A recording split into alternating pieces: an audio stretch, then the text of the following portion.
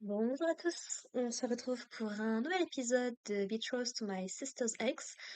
C'est un épisode où je vais pas avoir grand-chose à dire, honnêtement, puisqu'on a principalement des confirmations de tout ce que la série avait commencé à mettre en place depuis le premier épisode. Donc, grosso modo, effectivement, c'est bien Anastasia.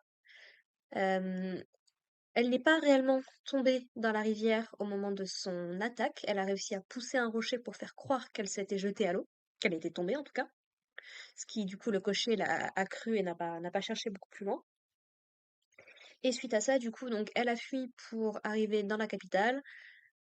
Elle a fini par tomber sur Monsieur Norman, qui, du coup, a accepté de la prendre sous son aile, quoi, globalement. Et même si au départ, il ne souhaitait pas la prendre pour apprentie, en voyant de quoi elle était capable en termes de couture, et que c'était quelque chose qui la passionnait beaucoup, il a décidé de la laisser observer son travail. Et du coup, c'est comme ça, petit à petit, qu'elle a commencé à se faire sa petite place pendant les 3 mois qui ont suivi. Donc voilà, franchement, à ce niveau-là, rien de particulier à dire. Je note quand même que Anastasia a les mêmes pensées intrusives que Marie. C'est-à-dire qu'elle se sent mal parce que bah, globalement, elle a fui ses responsabilités en tant qu'aînée des Chadelans. Et elle a d'autant plus laissé sa sœur dans la mouise dans laquelle elle était déjà à la base. Elle s'en est voulu et en même temps, il y avait la peur de perdre du coup cette nouvelle vie qui s'offrait à elle.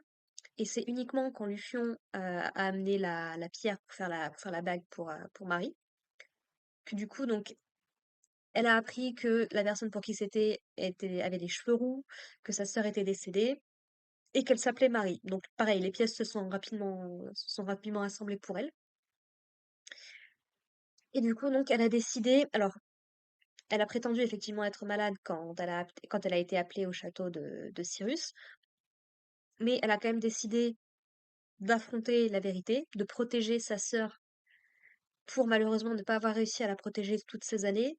Mais on rappelle que c'était une enfant et on ne peut pas attendre d'un enfant qu'il se substitue aux parents.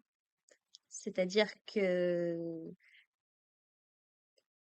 ouais, forcément, les enfants se sentent responsables, surtout quand ce sont des aînés et qu'ils ont des petits frères ou des petites sœurs. Ils se sentent responsables de leur protection, mais ce n'est pas à eux d'avoir ce job. C'est censé être aux parents. Et c'est terrible que malheureusement, quand les parents ne font pas leur job, c'est les enfants qui se sentent obligés de prendre ce rôle-là. Bref. Donc du coup, elle s'est rendue au château de Cyrus, elle a voulu confronter Cyrus, et du coup, ce qui est très mignon, c'est que du coup, elle veut rompre les fiançailles entre les deux, quoi. Elle dit à Cyrus de laisser sa sœur tranquille, qu'elle conviendra très bien si jamais il veut juste un héritier ou juste un mariage politique ou quoi que ce soit. Mais Marie va assez rapidement lui faire comprendre que non, non, en fait, t'inquiète pas, on s'aime vraiment tous les deux, même si Anastasia est un petit peu sceptique au début. Mais voilà, donc qu'ils s'entendent super bien, elle est heureuse avec lui. Et Anastasia, du coup, fait promettre à Cyrus de protéger Marie, de toujours être là pour elle, et que si jamais, globalement, elle devait perdre son sourire, elle viendrait la récupérer, en fait, quoi.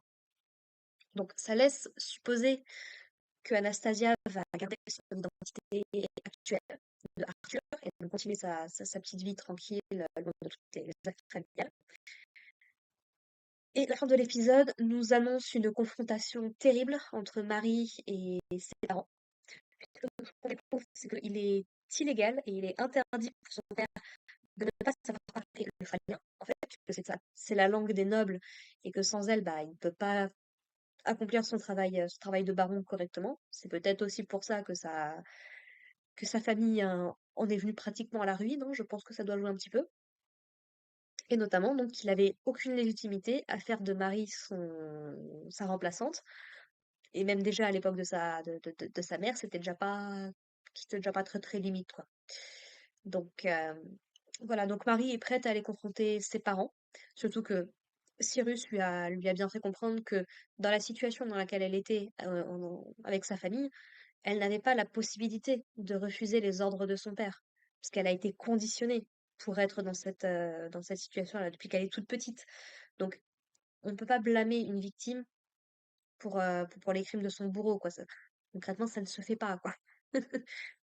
Et donc du coup, bah, voilà, Marie est prête à aller confronter ses parents, à se confronter à la vérité et potentiellement à détruire sa famille, pour de bon, quoi, et franchement, ils ne méritent que ça tous les 2. Alors qu'est-ce qui va se passer? Je pense qu'effectivement Anastasia va finir sa vie en tant qu'artisane, je pense que c'est ce qui lui conviendrait le mieux. La question se pose pour l'héritage des Chats-Dell'An. Qu'est-ce qui va se passer? Parce que Marie, si Anastasia ne se manifeste pas en tant qu'héritière, c'est de facto Marie qui va hériter de tout ça. Sauf que Marie va se marier. Donc, est-ce qu'on est dans une configuration où l'héritière d'une famille, même si elle en vient à se marier dans une autre famille, hérite quand même de sa famille? Ou est-ce que c'est pour ça que Cédric existe et qu'on va avoir droit à une troisième option? Je m'explique. Marie et Anastasia ont un petit frère, un petit enfant aux yeux blonds, qu'on a très peu vu dans la série, ce que je trouve un petit peu dommage, du coup.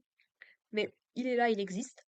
Et donc, il serait logique, avec Anastasia qui est morte et Marie qui se marie, que ce soit du coup leur petit frère qui hérite de tout ça. Sauf que c'est encore un enfant, il est beaucoup trop jeune, on n'a pas beaucoup d'informations sur l'éducation qu'il a reçue, mais si c'est son père qui c'est sa mère qui s'en sont occupés, à mon avis, il connaît pas grand-chose non plus, quoi, en termes de langue pure.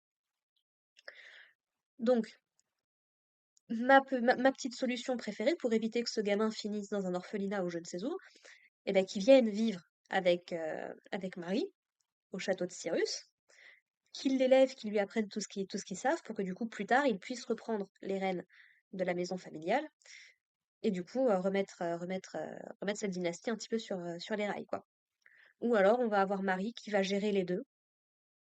Je sais pas, mais je pense que c'est plutôt vers là qu'on se dirige parce que Anastasia, je pense pas même si sa vie actuelle est un mensonge, je pense pas que ce soit une bonne idée qu'elle reparte, qu'elle se remette dans tous ces trucs-là. Je pense qu'il vaut mieux justement qu'elle se tienne éloignée et qu'elle vive sa vie un peu comme elle le souhaite. C'est histoire, quitte à soutenir toujours son frère et sa sœur de loin, mais sans reprendre directement son identité d'Anastasia qui lui a coûté énormément. Donc bon, on verra bien comment se termine la série. Il nous reste 2 épisodes, déjà. J'ai à la fois très hâte de voir ce que ça va donner, pas envie que ça s'arrête, et ouais, je pense on va s'arrêter là. N'hésitez pas à me dire vous ce que vous en pensez dans les commentaires, et on se retrouve la semaine prochaine pour parler de l'épisode 12. Portez-vous bien, prenez soin de vous, prenez soin de vos proches, et puis à la prochaine. Allez, bye les gens.